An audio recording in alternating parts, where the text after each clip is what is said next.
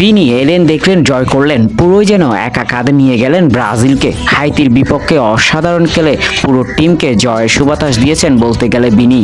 কুনহার জোড়া গোলে যেমন রয়েছে বিনির অবদান, ঠিক তেমনই নিজেও গোল করেছেন অসাধারণভাবে। আর তারই সুবাদে এবার ব্রাজিল পূর্ণ 3 পয়েন্ট নিয়ে জয়ের সুবাতাস অবশেষে গ্রহণ করেই মাঠ ছেড়েছে। ম্যাচের শুরু থেকে ব্রাজিলের কাছে পাত্তাই পায়নি হাইতি। ফার্স্টবারের বিশ্ব চ্যাম্পিয়ন রীতিমতো হাইতির রক্ষণভাগকে চূর্ণ বিচূর্ণ করে বারবার বুকে কাঁপন ধরাচ্ছিল। একবার বল জড়িয়ে দিয়েছিলেন রাফিনহা, কিন্তু অফসাইডের কারণে তা বাতিল হয়। শেষ পর্যন্ত 23 মিনিটের জাদুটা বের হয়।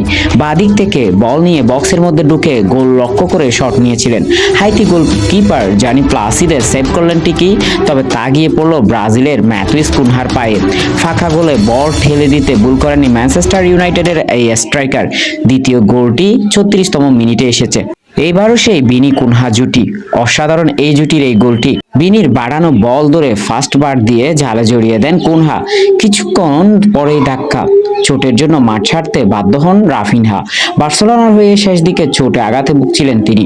ব্রাজিলের হয়ে দ্বিতীয় ম্যাচের সেই আশঙ্কার ছবি এখন বেশ উঠতেছে।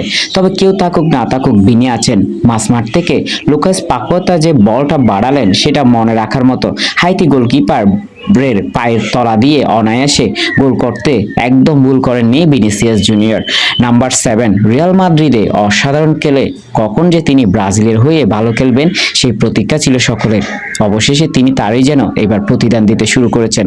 তবে কি বিনির হাতে আমরা বিশ্বকাপ দেখতে পাচ্ছি? কি দেখতে পাচ্ছি না পাচ্ছি তারপরে আপাতত গ্রুপে চ্যাম্পিয়ন হয়ে রয়েছে ব্রাজিল। গোল ব্যবধানে এগিয়ে থেকে মরক্কোর আগে 1 নম্বরে ব্রাজিল, দ্বিতীয়ত মরক্কো। স্কটল্যান্ডের বিপক্ষে বড় জয় দিয়ে নিশ্চয়ই গ্রুপ চ্যাম্পিয়ন হয়ে দ্বিতীয় রাউন্ডে যেতে চাইবে 5 বারের বিশ্ব চ্যাম্পিয়নরা। বিশ্ব চ্যাম্পিয়ন বলেই যে কথা।